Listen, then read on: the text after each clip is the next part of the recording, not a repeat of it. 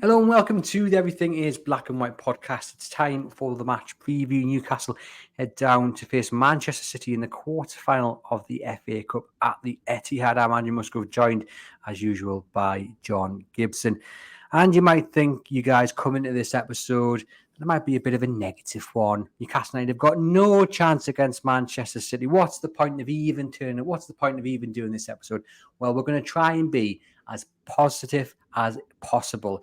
John's already started because online on chroniclelive.co.uk in the paper, he's done a wonderful article looking back down the history books at when Newcastle's strikers and danger men have got the better of Manchester City. So we're going to start right there, John. What does the history books tell you about what Newcastle United can do positively on Saturday? Well, the history's excellent. I still remember as a little lad sitting in front of my Auntie Grace's telly, which was the size of a postage stamp, black and white, and watching us murder them 3-1 in the FA Cup final, 1955. And I was almost getting bored because we were doing it so often. It was 3 times in 5 years. We were crowned that afternoon as the Cup Kings of England, full stop, because that's what we were at the time. And Jackie Milburn scored in 45 seconds, which was the record for Wembley. Schooler and Mitchell ran the complete show. We won 3-1. It's got to be said they were down to 10 men because in those days there was no subs. So Jimmy Meadows went off injured and had to play with 10 men for an hour. But they were already losing. There was controversy. There always is with Newcastle, isn't there? Jackie Milburn wasn't even picked to play in the final. The manager submitted the team to Stan Seymour on the board, and there was no Milburn there, who'd been the star of the previous 2 finals. Stan Seymour ripped it up, threw it in the basket, put Milburn in the team, and the rest was history. Dougal Livingston didn't last long as manager after that. And, of course, the vindication for Seymour and for Milburn was he scored in 45 seconds. There was a lot of recent times at the beginning of the noughties when Kevin Keegan was then manager of Manchester City. Bobby Robson was manager of Newcastle United, 2 legends of Newcastle, 2 England managers. Newcastle won 3-0. Shearer scored. And coming right up to time, you remember not so long ago when Aguero scored within 24 seconds at St James's Park. And we ran out 2-1 winners. And the man that scored the winning goal is still with us.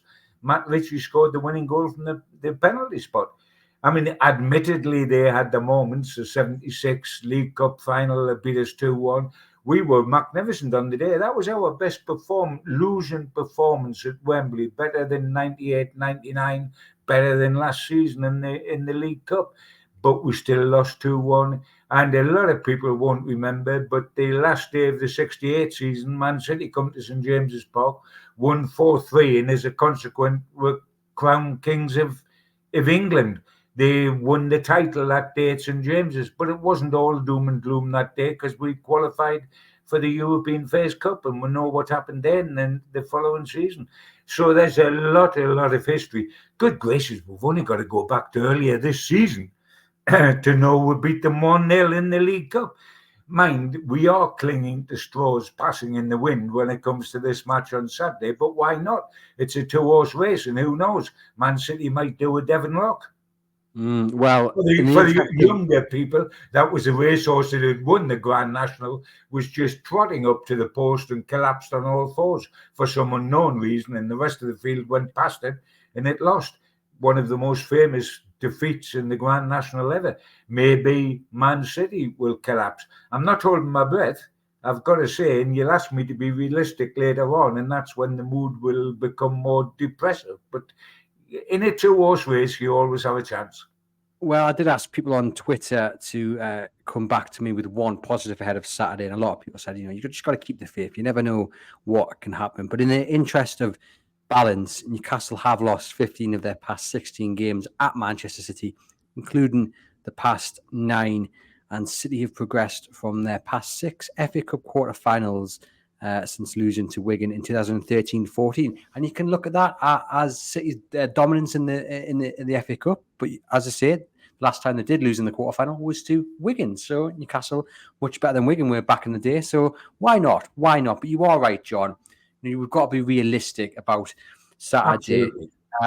But I also think we'll be bringing a bit of blind faith into the game, because if you don't do that, then you do focus on the negatives and you do focus on the stats and you do focus on the form. Man City being arguably the best club in the world at the moment, Newcastle very inconsistent, horrible on the road, not the Newcastle of old. You have to bring a bit of blind faith into the equation. And that's what's getting me through. It would be so Newcastle United to beat the best club in the world and then go on to hopefully lift the FA Cup.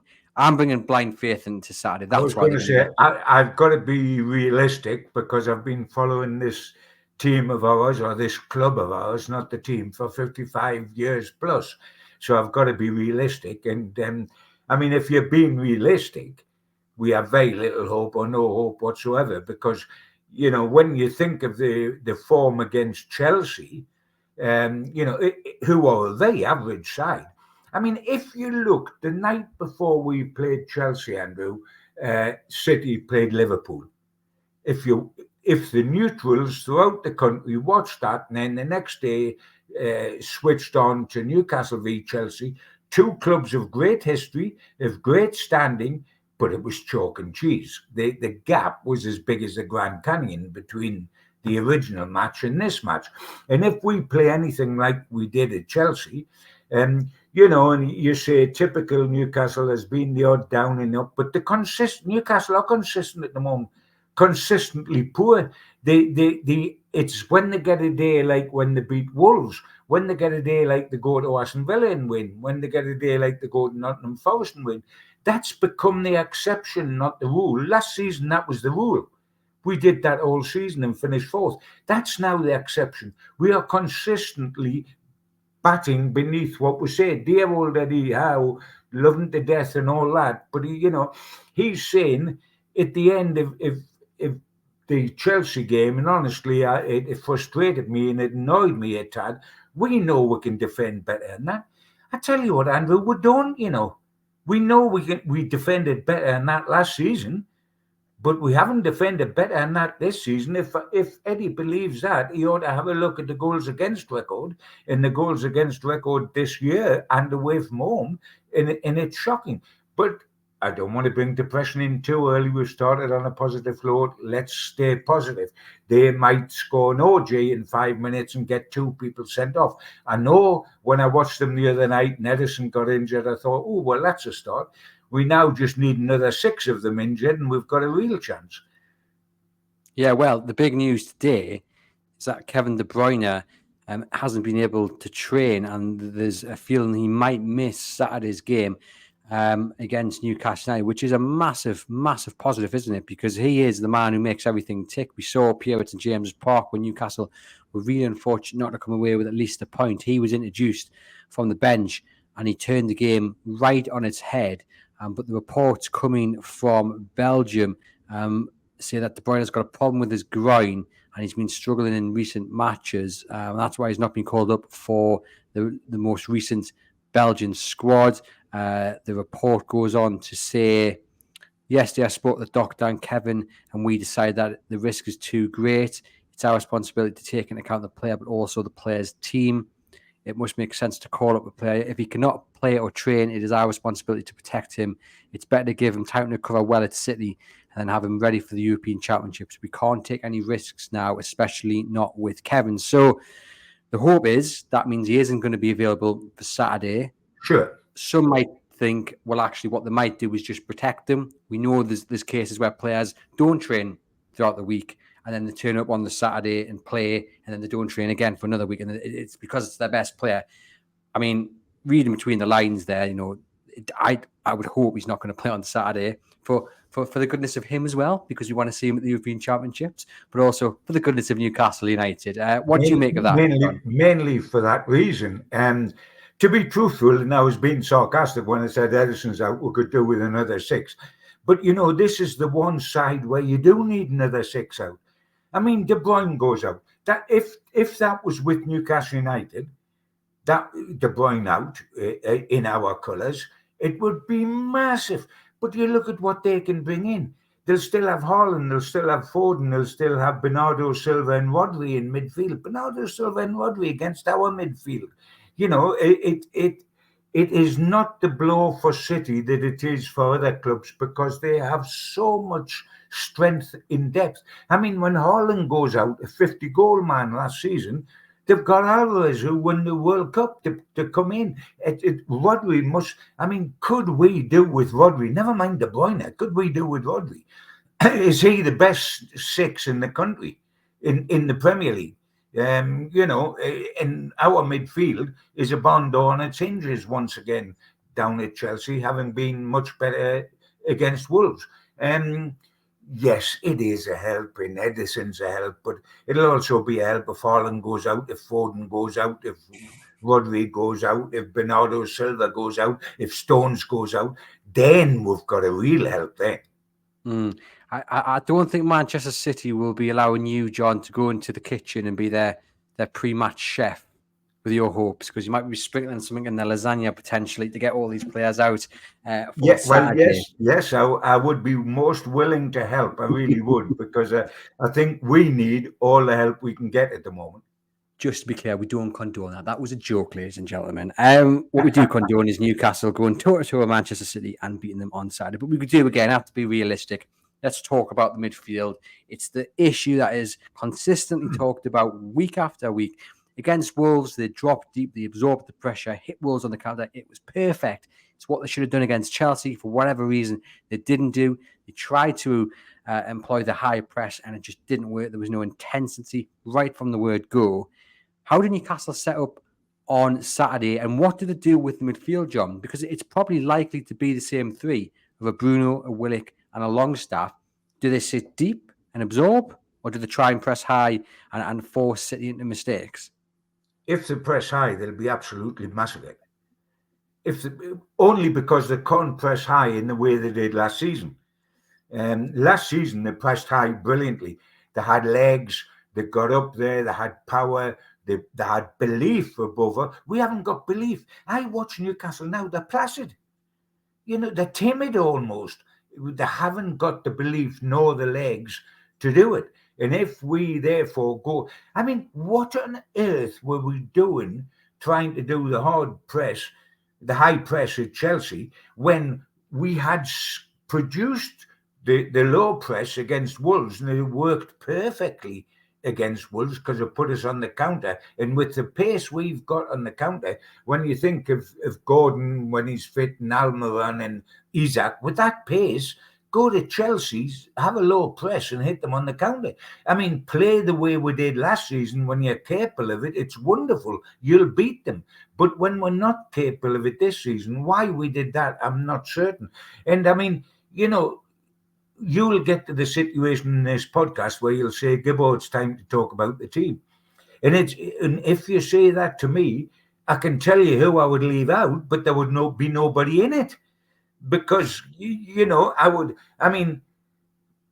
Botman is shot. Burn, I'm not even going to go there. He needs somebody in front of him to have any chance whatsoever.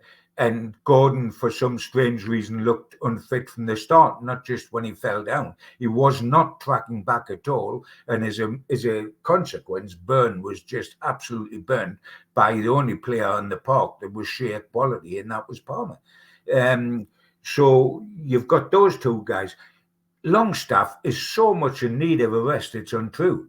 He is awful, and that's not excusing everybody else. But, at this moment, I would have Longstaff out the team. I would have Botman out the team. I would have Burn out the team. Shaw and Dubravka on the displays at Chelsea don't deserve to be in, but it was a one-off. Shaw had been good before that. But, the star was Livramento, who was supposed to be the one that wasn't in the back four. He was only in because of Trippier. The famous back four of Trippier, Shaw, Botman and Burn is completely full of holes. Completely full of holes. And so what do you do? To be truthful with the midfield, you're saying, what do we do tactically? And you're right, that is the situation. Do we go front foot? Do we go low press? But I mean, I would pull Longstaff out and play Miley alongside Bruno and Willett. As you say, you can only ask me what I would do. We know what we think Eddie will do. Yeah, well, obviously, I think Eddie Howe will play the same team. I think he'll play the formation. It's just whether he plays deep or presses high. Yes, he will do the same. To be fair, and he'll probably be forced to sit without much of the ball. But let's just go on what you've said there, John. So let's say you were picking the team. Bottoming out for Lascelles would be the assumption. Well, yes. I mean, we know that he doesn't like changing the back four. So we know this is not going to happen. And that's the first thing to establish. It will not happen. It will probably be the same back four. But I mean, there's a case. Lascelles could easily come in with Shaw playing for Botman to the left of Lascelles. Yeah. I mean, I would like to see Bruyne play left side centre half. But then who plays left back? If it's Livramento, then who plays right back? It would have to be Kraft. We're not going to get as many changes as all that, and I'm not certain we need them. I mean, the first name on the team sheet's Livramento at the back. I mean, yeah, he was excellent against Chelsea. I don't think it was a surprise to anyone to see how good he was going forward and defensively as well. He had a decent enough game. But I think if I was making changes, John, and it was in my power, I think I would be tempted to go 5 at the back.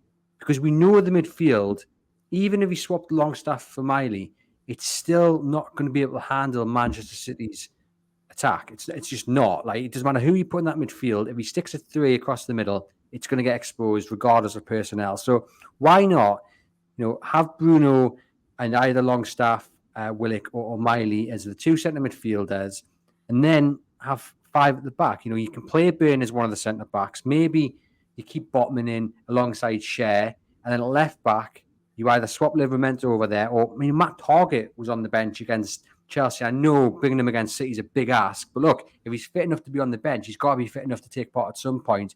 And I just wonder whether 5 at the back is probably the best way to go about it, and then hit them with a bit of pace and when you've absorbed the pressure. I can follow that reasoning totally. I wouldn't dream of starting Targett.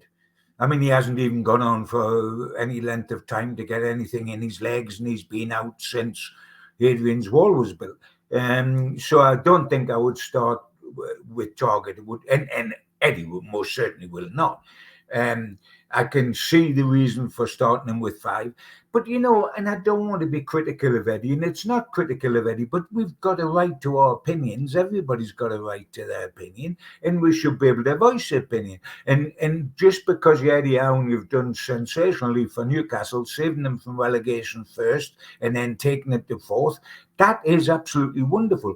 But that doesn't mean that somebody can't say, we get the same, don't we? We know now we're going to go 4-3-3. We know we're going to get the same back 4. We know we're going to get the same midfield and the front 3. Now, after Chelsea and after all those other matches, taking out Wolves, do we not need a change, either A, change of format, or B, a change of personnel? Because the same old is not working, Andrew. Same old, 4-3-3, same personnel at Man City. We know we lose. We'll probably lose anyway, but let's try something. Let us try. Let's try 5 at the back. Let's try to be a bit more defensive against them and hit them on the break. Let's try different personnel. Why should Trippier's not available, but Shaw, Botman, Burn, same midfield, play every week and say we know we can defend better than that? No, we do not know we can defend better than that this season. Everything tells us we cannot. So what's the point in saying we can, and what's the point in sticking with exactly the same situation? It beats me. You did in the last episode suggest that maybe it was time for a change as well. But as we say, you're kind of fully confident that Eddie Howe's going to stick with the same formation, and it doesn't work. That formation needs energy, it needs intensity, and the players are clearly knackered, and they're clearly not. Something's not clicking So sometimes you just have to park the bus and try and hit City that way. I mean, they'll pass you off the park, whatever you do, but you want to get half time and not be 2 or 3 goals down. And my fear is that if you play that same formation that Eddie Howe was likely to play, you could quite easily get half time in the game, be out of sight. Well, I think 5 at the back, just know that you're going to have a game where your back's against the wall. But with the 5 at the back, you've got a little bit more protection. Dubravka, midfield's not as overrun, and you could get half time, level pegging hopefully, and then you could switch it up. Then you can make them decisions after half time when you're still in the game. But you don't want to be making substitutions like Eddie Howe did with 10 minutes to go against Chelsea, where the substitutions were to save the legs of the players on the pitch, knowing that really the game was already gone. You want to still be in the game. And I think 5 at the back actually probably is the best possible solution to that. I mean, they're going to have all the ball, and our backs are going to be on against the wall, whether we field 11 defenders or 11 attackers. Yeah. There's no question about that. So let's accept that. But let us give Pep something to think about. Let's give Foden and Bernardo Silva something to think about. They'll know now what to expect from Newcastle now, today, because it will be what we suggested. And let's put a team sheet in front of them that effectively you can't tell what we're playing from it, and then let's go out there and at least Pep go, whoa, what they're doing here? Wait a minute. They're doing 5. They're playing a 3 now and getting the 2 fullbacks bombed out, etc., etc. Let's put new people in there that might give us some sort of hope, because this is, in some ways, this is the match to do it, because you're not risking a lot, because it's already at risk. So let's have a try to do something a little bit different. Also, let's shake up these bodies, Andrew, like Botman and like Byrne and like Longstaff. They just don't bother going up the team sheet because they know they're on it, and they're performing poorly, but they're still on the starting list. Let us shake it up a little bit. And I'm not having to go at the players or the Eddie in particular, but for goodness sake, wait the situation where something has got to be done. Something different has got to be done. Some different personnel has got to be given an opportunity to do something, because it's all too predictable. The defenders can't defend. The midfield can't defend going towards their own goal and are limited going the other way. We score goals still, but we're licking them like a sieve. I mean, we really are licking them huge, and we've got to do something. And you look at Dan, bless him, how many times recently has an outside right absolutely done him? And we even got Palmer, who played out there, and you were hoping he'd play more centre so he wouldn't be out there against him, and he absolutely done him. And we've had that against Bournemouth, and we've had that against Luton, and we've had that, the right side bloke must go to bed at night thrilled a bit, saying, I hope that's the way it's going to be on Saturday. And you know what? It is the way it is on Saturday. And, Dan Burn would be twice the better player playing left side centre half. Yeah, no, I agree. And I also wonder whether, John, this kind of game, where you need a hero, you need a character to make it the Hollywood story. And I wonder, is it Jamal Lascelles' stage? He's the captain's armband, wearing the captain's armband. Look, he signed that new deal, but that might be just so that you can get a bit of value from him in the summer. If he stays past the summer, which I hope he does, he knows he's not going to be first team choice. But, him lifting the cup at Wembley, is it time to get him in? He could be the hero. He could be the one that shocks everybody. Is it time to get maybe Anderson in, Miley in, and just say, look, go and write your own headlines? Because you're right. I think the fact that Eddie Howe's not been able to change it has maybe, I don't know if stagnation is the right word, but, players have become too used to their own position. And that on top of the tiredness and what have you, obviously it's having a detrimental effect. With Anthony Gordon, obviously he went off against Chelsea. There's a little bit of hope actually that he might be available for Saturday, which would be surprising given that everyone thought it was a long-term injury. But he could be back for Saturday, is the hope from some. If there's a chance of him playing on Saturday, John? Do you risk him or do you keep him out and keep him nice and ready for West Ham? Brilliant question, because if there's 1% doubt, I wouldn't risk him because he's too valuable to us. Will he make the whole difference? Will he make it go from a defeat to a win? Because there's no such thing as a draw on Saturday because it's extra time and penalties.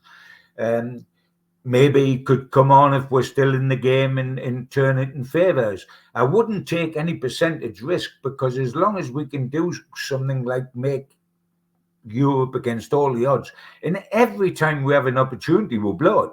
I mean, the points dropped at home to Bournemouth, at home to Nottingham Forest, at home to Luton, at Chelsea. We're giving it away. Do we want to be in Europe? So I wouldn't risk him. I thought Murphy, who come on from, was one of the few pluses, together with Livramento and Isaac's strike, his goal, 16th of the season. Where would we be without him? He didn't have a particularly wonderful game, but he comes up with goals, and that's what centre forwards are about. Murphy did okay. I wouldn't risk him if it's a genuine risk, Gordon, because he's vitally important. If he's got off his bed of nails and walked and has done that all week and trained all week, and that's fine. But this is not a match to risk him in. So if you don't risk him, are we saying Almiron and Murphy on the wings? I don't think we've got any option but to do that. Murphy did okay. Almiron, I mean, the trouble is, if you were harsh, Andrew, you could drop 7 of that team, but you haven't got another 7 you could bring in, and. Just on Almiron, it's strange because he played on the left, didn't he, against Chelsea, and he looked better. And I don't understand why he's not on that left consistently, because actually the times he has been this season, he's putting crosses in first time, he's using his left foot. It's like, wow, he's actually better on that left. But obviously he's a right winger by title. That's where he plays the most of his games. But I do wonder, why not just give him a consistent run out on the left? And I know, start with Man City, Murphy on the right. Going forward, if he has a decent game on the left, then you bring Gordon back, he can play on the right. I know there's like the switch, but I've been impressed with Almiron on the left. And if it was me, I'd be starting him on the left against City. Yeah, he is better, natural foot. They like playing people on the wrong foot so they cut inside and have a shot, don't they? The theory of the situation. But why not? I mean, yeah, and Murphy did well when he come on, not just scoring a good goal, but, a few things he did, he was fine. I'm not suggesting for one moment he's Anthony Gordon in terms of consistency. Gordon is good enough to be player of the year this year for Newcastle United, in my opinion. But yes, I would start with those ones. My concern's the back four. There's nothing we can do about the keeper. Because the keeper's the keeper, and does he get shot by the four in front of him, or does he get shot because he's not as good as he was, or whatever? That's another debate. But I get worried about the back four and the middle three. And if we say we can't defend, and Eddie says, "Oh, I'm amazed because we can defend better than that." Yes, a year ago, not now. A year ago, we can't defend better than that. And by the way, if that's the way we defended Chelsea, where they're limited, Cole Palmer apart, this is the best attacking side in possibly the world as far as club football is concerned. The FA Cup holders, the Premier League title winners, the European champions, the World Club champions, are the best team in the world officially. And what an attacking side they are. I mean, crikey me, they'll be lining up on the right wing to take Burn on. They'll be standing in a queue outside in Marks and Sparks. And they are good attacking side. So we've got to defend well against them to have any hope whatsoever. I mean, we get a clean sheet against Wolves. With hindsight, by the way, and I didn't say this at the time, but with hindsight, was it because the 2 top goal scorers were out and Neto, their best attacker, was not at the races and was subbed by half time? Is that how we got a clean sheet? but we'll get a clean sheet against them. The clean sheet at Chelsea, and I must stress this is an average side, Chelsea, not a good side. The clean sheet at Chelsea lasted 5 minutes. 5 minutes and the clean sheet's gone. Botman, an absolute disgrace the way he scooped the ball out, and he wasn't alone in the mistakes, as we need to extend this programme by another hour if we went into that. But, we defend so averagely against it. If we defend against Man City like that, I'll need more fingers on my hand. Yeah, I mean, look, they're clearly lacking confidence, and that's clear to see, lacking a bit of organisation. There's a lot wrong, but they showed against Wolves, when they're on the day, they can beat a good side, and hopefully, what they found against Wolves, they can bring to Manchester City. Otherwise, like you say, if they perform like they did against Chelsea, they're going to have a bit of bother. Before I ask you for your prediction, John, let me just read out some of these positives that have been sent, because let's finish on a bit of a high, okay? Because the middle part of the episode's been a little bit realistic and a little bit down. We're going to try and finish on a high. We've got Sanjeev saying, remember Hereford United, anything is possible in the FA Cup. I'm liking that thought from Sanjeev, but however, comparing Newcastle to Hereford, or using Hereford as the example, shows you just how low the mood is when it comes to the possibility of Newcastle beating City. But I think the point is anything is possible in the FA Cup. Adrian says the positive, Newcastle actually show up in most games that are expected to get hammered in. Rob says you don't know what you're going to get from this team. Good enough reason to believe they could provide a shock. Steve says anything can happen in the FA Cup. Andrew says I'll probably be asleep on the sofa, so that's a positive for him. Patty says every great team has lost games they should have won. Anything can happen. No team is unbeatable. Newcastle could step up, play the game of their life and win. It's not over before it's even been played. And that's the one for me, which I'm gonna ask you about, John, because I think Patty's absolutely spot on there. Newcastle could step up, and it's not over before it's even been played. And she's right, isn't she? Yes, of course she is. I mean, we've got to grasp something, because we want to. We're Geordies, we love Newcastle United, we're passionate about them, we want it to happen, so we've got to hang on to something. And I'll tell you what, you look at Newcastle this season we accept has not been everything we hoped it would be. However, this is the fourth game against Manchester City, and we have never been out of a match yet against Manchester City. We beat them 1-0 in the League Cup. The only reason they can't do a quadruple this season is because of Newcastle United. They're on for this second successive treble, but it's not a quadruple, which Liverpool can do. And why isn't it? Because we beat them 1-0 in the League Cup. In the two league matches, we lost 3-2 up here and only 1-0 down there. Forget about the performance. The score was only 1-0. So in the two league games, we've been in the game the whole game, because 3-2 and 1-0, and we beat them in the League Cup. So we've never been out of competition during a match with them in 3 games this season. So why can't it stretch to a fourth game? That is a distinct possibility. The other possibilities are that Manchester City, look at what they've had, and they've just played a derby against Manchester United, which they won. They've just played Liverpool in a momentous battle, which they draw. In the next game they play after us, Arsenal. So there's 3 huge games, Man United, Liverpool, Arsenal. Might us in between be the one where they take their foot off the accelerator and just think, well, this one will be easy, I'll showboat, and all of a sudden, before they know where they are, we aren't showboating, and they've got a problem. It's these sort of games you have a problem. Manchester City won't have a problem in the Manchester derby. They won't have a problem at Liverpool, and they won't have a problem with Arsenal, attitude-wise I'm talking about, because they'll be right up for those ones. We've got to hope that they're not quite up, because you can't control what's in here. Pep will be saying to them, the only thing that'll beat you today is yourselves, your own attitude. Get it wrong. But he can't get in their heads, and subconsciously some of them will think, I needn't stress, I needn't strain, I needn't do that as much in this game as I did against Man United, as I did against Liverpool, and as I must do against Arsenal. And maybe we can take advantage of that. Maybe. Fingers crossed. It's wishful thinking, but I somehow think Man City will definitely be up for this game. But I know the point you're making, John. Give me your prediction on Saturday. Then, how is it going to go? Are Newcastle going to get through? No. You've asked for my prediction, and when it comes down to it, you've got to tell the truth.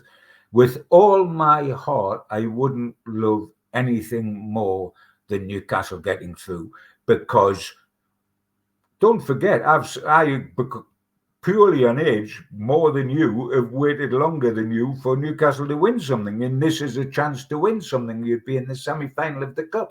But you know what? The remote chance we had, in my humble opinion, has been taken away from us, because if we could have got a draw on 90 minutes and brought them to St James's Park, it could have been totally different. But we go on to extra time and then penalties. It's got to be decided on the day, and that has taken an awful lot away from the situation from my point of view. I've got to be honest, because we're here to be honest. I mean, I don't know why I need to say this, or anyone need to say it, but we will say it. In our hearts, we are desperate for Newcastle to win. But if you're asking me, as a professional that's followed football in Newcastle United since 1966, I've got to say, no, I think we will get knocked out. What I want to, if that happens, Andrew, is I want it to happen with dignity.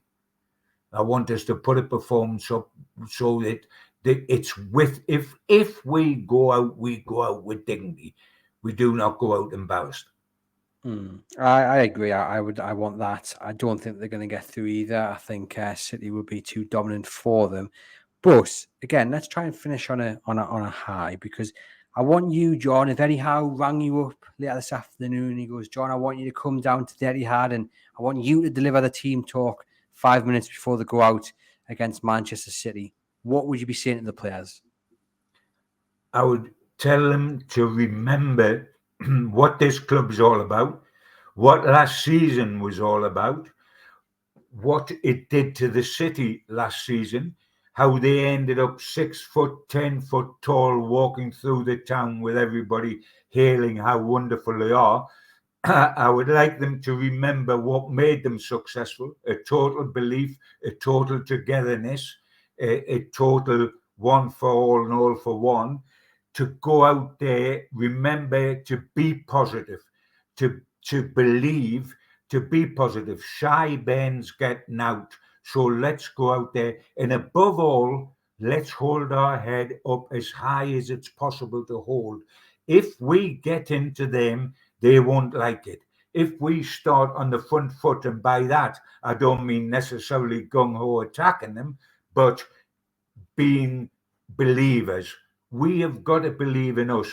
And I would say, when you walk out, you look only at where our supporters are housed.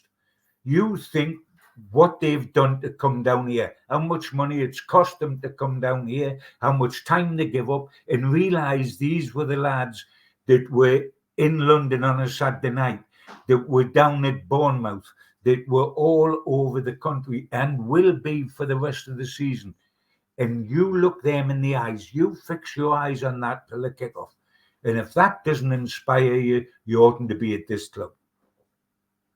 There we go. That's all they need. Hopefully they'll play that just before they walk out at the Etihad on Saturday evening. Thank you, as always, to John for providing the match preview. I've been Andrew Musgrove. If you're on YouTube, give this video a thumbs up and hit subscribe to the channel. Let us know your thoughts on Saturday. Would you change the formation? Would you play 5 at the back? Would you make some personnel changes? Get in the comments. Let us know. I do get back to you guys. If you're listening on the podcast channel, we're looking to get up to 300 on the good old rating and reviews. And when we hit 300, we'll run a prize draw. So getting the rating reviews in, we always love to hear your feedback.